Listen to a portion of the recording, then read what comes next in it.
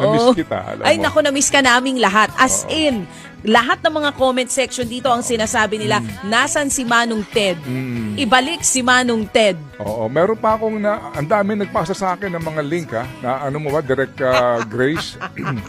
Ah, Ted Filon, pinatahimik na.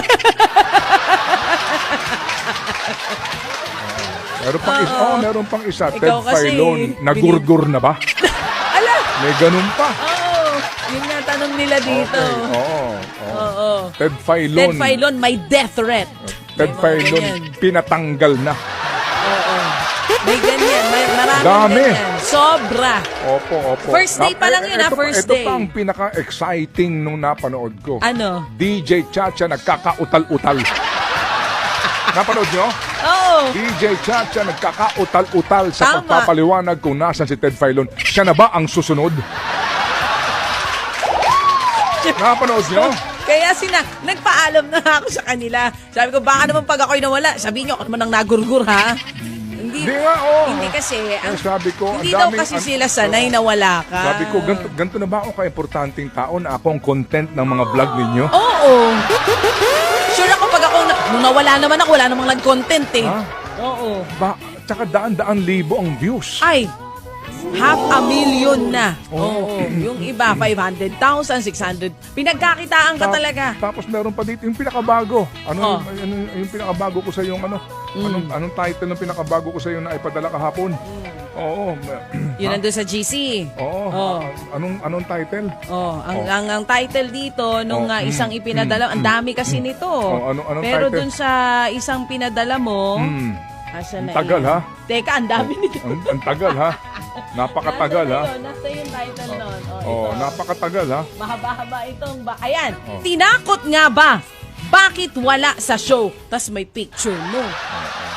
Ayan may picture mo Ayan na, eh. diba? Sige, so ngayon po nandito na po ako. Umabot nga hanggang Canada. Um, Kapatid ng tatay ko, napatawag sa akin, hindi naman tumatawag, hindi nga bumati ng Merry Christmas eh. Tinanong lang niya kung totoo daw ba yung mga nandun sa YouTube. Sabi ko, ang mga pinagpapanood mo kasi. Ba't ganun? Ba't ganun sila? Hindi ko alam. Importante ka sa buhay nila. Maganda kang content mataas ang views. Sige po, dali lang. Tinakot nga ba bakit wala sa show? Yan ang title. Kita mo na? So ngayon, sigurado ko nanonood sila ngayon. Nanonood yan, mamaya may bagong anong gagawing kanilang vlog. content? Ted Filon umamin na. Sa pagbabalik.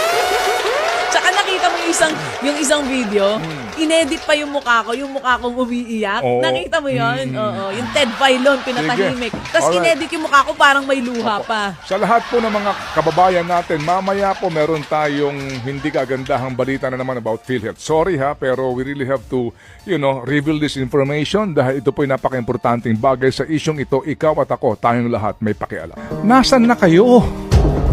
Nasaan na ang ating si Ma'am Fe Francisco ng PhilHealth White. Ma'am, I hope maganda na pong ating linya. Muli po akong humihingi ng pangunawa po sa inyo, ma'am. Okay. Good morning. Ay, salamat. Good morning, Ted. Thank you. Okay, ma'am. morning. Sige po, as you were saying, ma'am, please go ahead. Okay. We heard that the NPC decision is already out, but we haven't read the decision yet. At kagulat-gulat kasi kami fina-follow up din namin yung decision na yan dahil ang sa amin nga somebody should be held accountable for the Medusa hacking that happened last year. So kagulat-gulat yan kung the fine is 2% of the gross income in 2022 of 228 billion. I have computed it. It's 4,560 million. So medyo malaking halaga po yan. Ang tanong, sino po ang mag-shoulder nitong fine na ito? Kasi kung PhilHealth po, ibig mo bang sabihin, pera ng taumbayan ang gagamitin? 'Di ba? Ang information na nga po nila ang na-hack po, na nakalabas na sa dark web, ang mamamayang Pilipino pa ba ang magbabayad ng 4,560 million?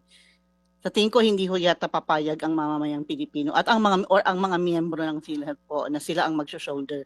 So ang tanong, sino po ang magbabayad diyan? Yung nga din po nga ang gusto namin itanong sa NPC, but basically po ang NPC nga kasi naunawaan natin under their sub judice rule, hindi sila maaari makapagkomento pa, pero tayo po bilang mamamayan maaari makapagkomento po dito, no?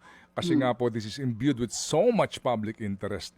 So dito po sa Sir Ted, speaking on behalf of the members, hindi po tayo papayag.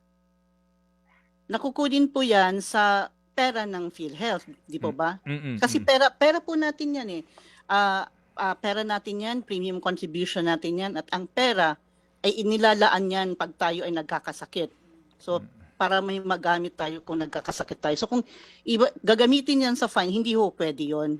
Hindi ho tayo papayag na gagamitin niyang pondo ng PhilHealth pangbayad sa fine. Sa korte po yan, mapupunta po yata ay yung fine na yan na 4,560,000,000. So hindi po tayo papayag dyan.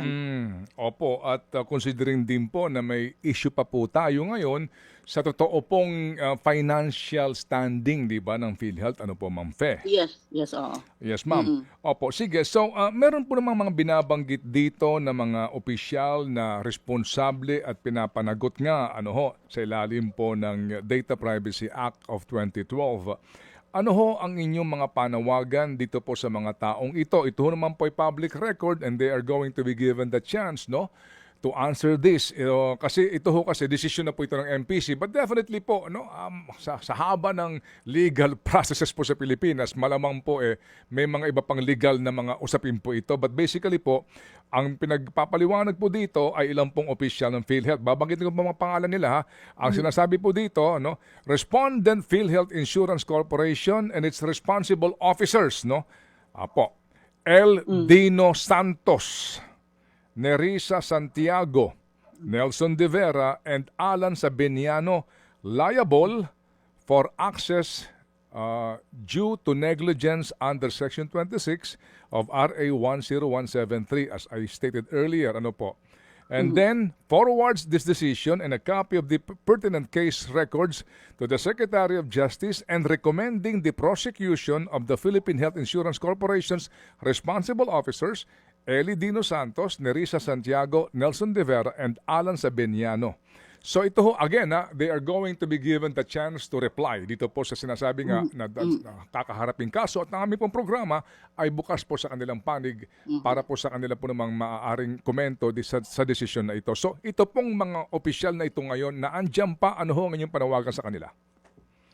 The two, Attorney Eli Dino Santos and Nerissa Santiago po are members of the EXICOM. The other two are non-executive officers po yan nasa IT. So, ang namin po, parang kung 4 lang po sila at ang 2 pa ay non-executive officers, ang tanong po namin, command responsibility, ba't hindi po nasama si PCA o Ledesma? Or the whole EXICOM for that matter, the other EXICOM members for that matter. This is command responsibility. This is a malaking kaso po ito kung halagang this is a massive penalty decision, massive violation po ito na the penalty is amounting 4,560,000,000. Ang ko lang, bakit silang 4 lang at bakit yung 2 pa ay non-executive officers? The command responsibility po, di ba? Command responsibility, sino po ba talaga ang accountable dito sa nangyari? Yung 2 members lang EXICOM lang po ba? So yun po ang tanong din namin, kung 4 lang yan and the other 2 parang fall guy lang ba itong mga ito? Yung 2, the non-executive officers.